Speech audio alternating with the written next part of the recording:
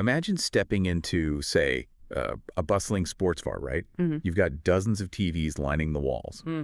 Each one may be showing a different game, or sometimes they're all synced up for the big one. Yeah, you see that a lot. Or think about a really complex home theater setup where, any screen can pull from any source, streaming box, game console, whatever, just with one button press. Right.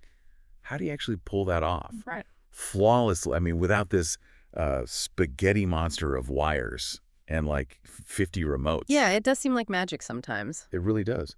But it's actually some pretty brilliant engineering solving some really tricky problems. Absolutely. So today, we're taking a deep dive into a pretty powerful piece of tech that makes exactly this kind of thing possible.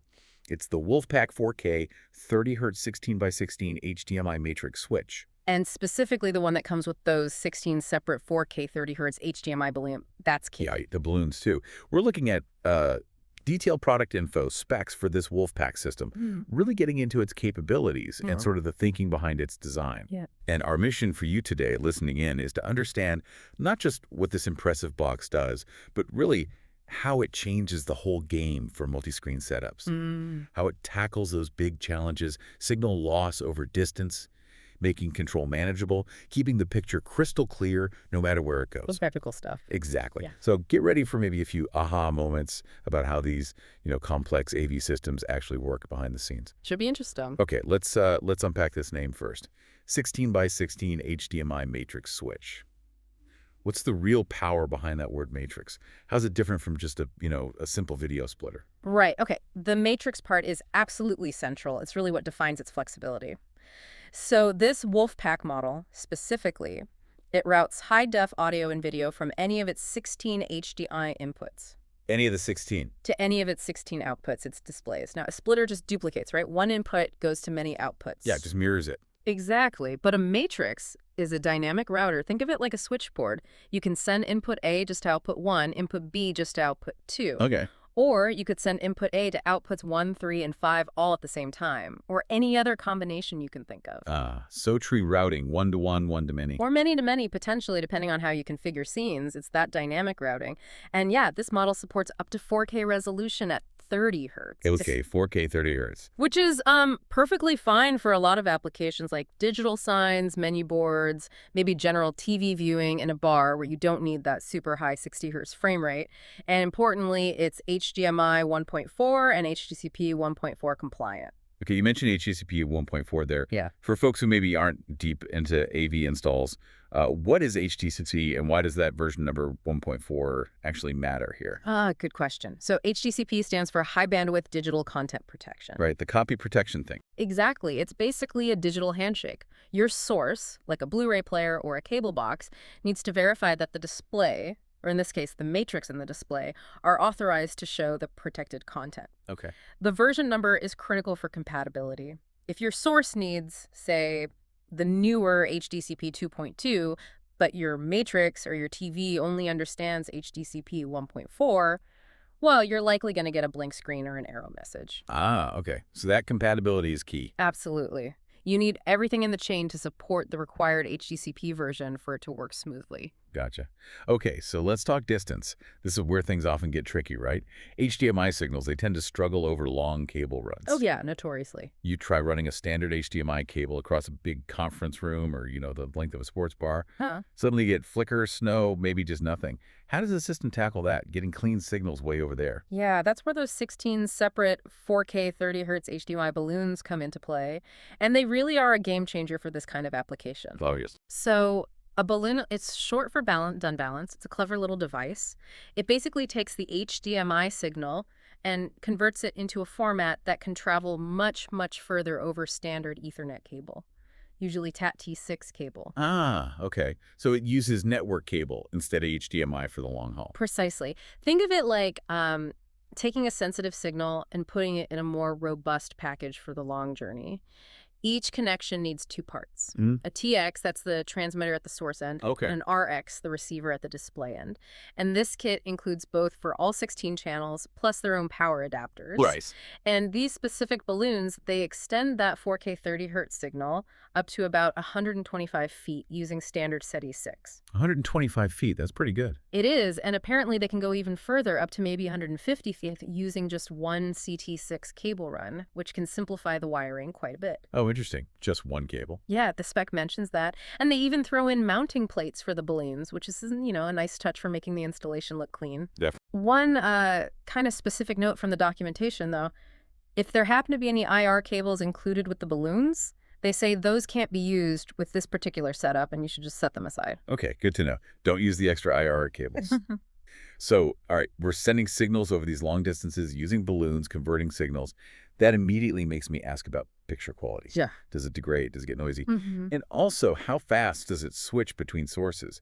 Because, especially in a commercial place, nobody wants to see a blurry picture or wait ages for the screen to change. Yeah, you've hit on, the two critical pain points for big AV systems, right? Signal integrity and switching speed. Exactly.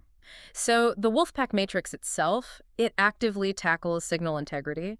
As the HDMI signal passes through the main matrix unit, it's not just being passively routed, it's actively retimed. Okay. The signal level is compensated, phase errors are corrected, and any data jitter is essentially eliminated. The documentation actually says the output is a regenerated, brand new, perfect HDMI signal, which is quite a claim. That is quite a claim, but important if true. It's huge.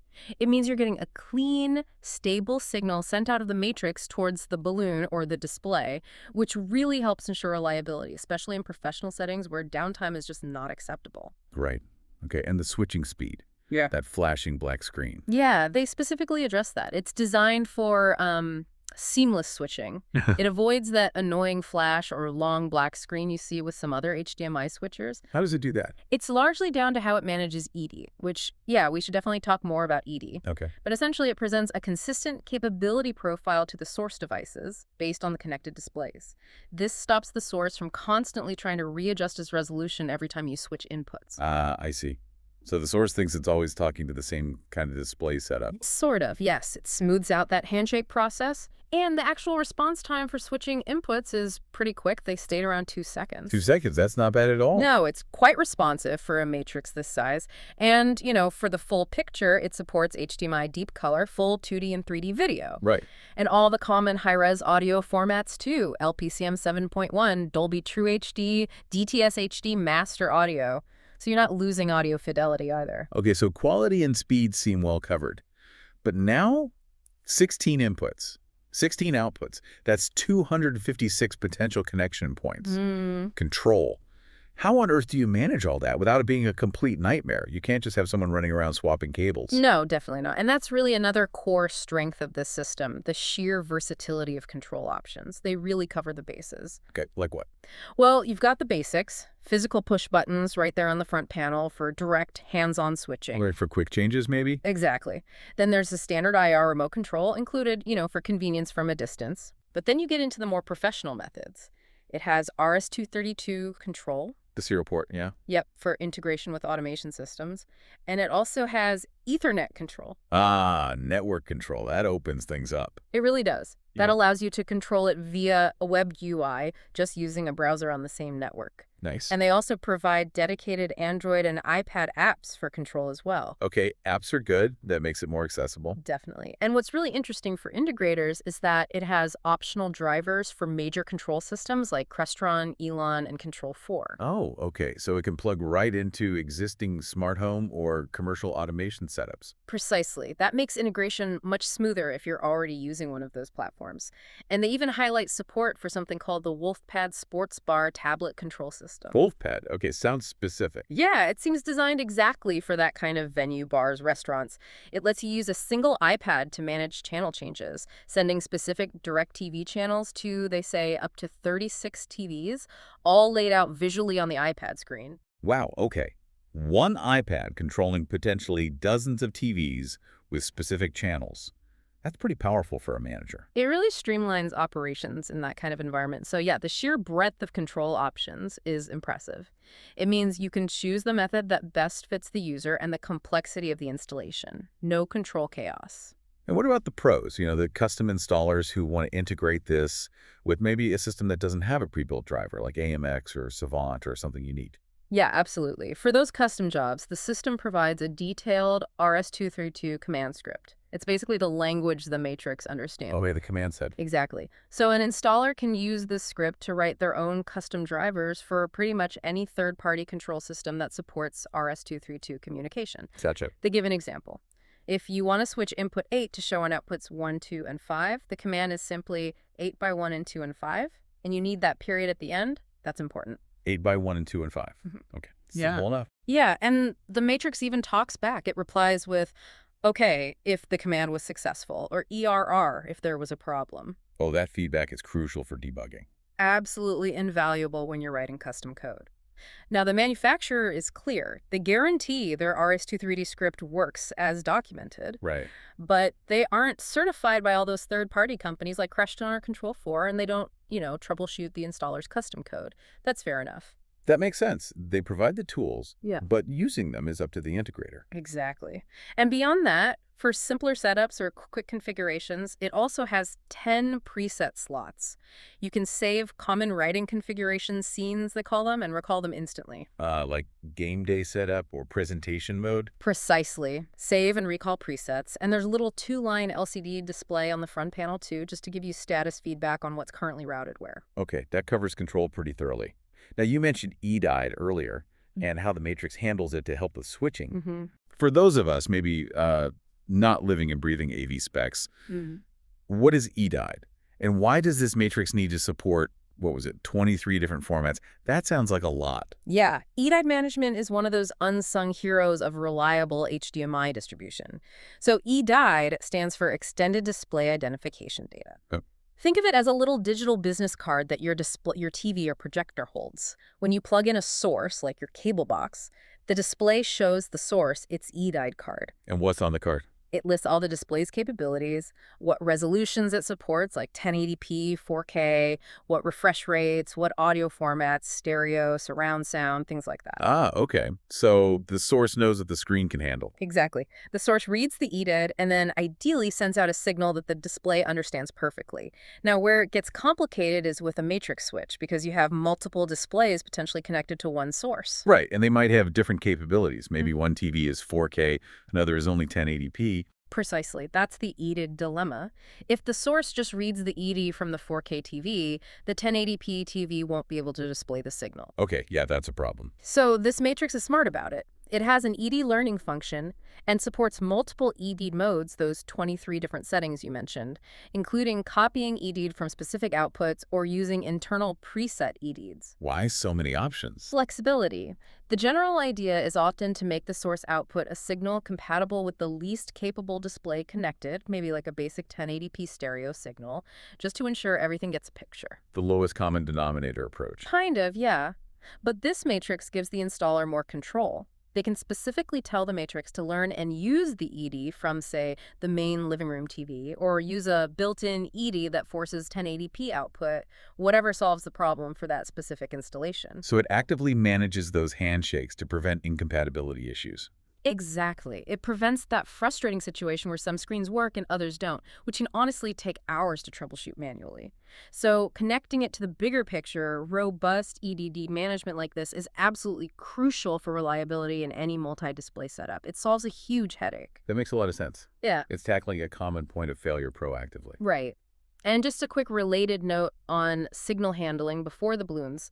The matrix itself can handle HDMI cable runs up to about 15 feet on the input side using standard AWG24 cable, and up to 50 feet on the output side, again, with decent AWG24 HDMI 1.4 cable. So even without the balloons, you have some flexibility for devices located relatively close by. Gotcha. 15 feet in, 50 feet out with just HDMI cable, then the balloons for the really long runs. Yep, that's the idea. Okay, so bringing this all together, what does it mean in the real world? Where would you actually see a system like this humming away?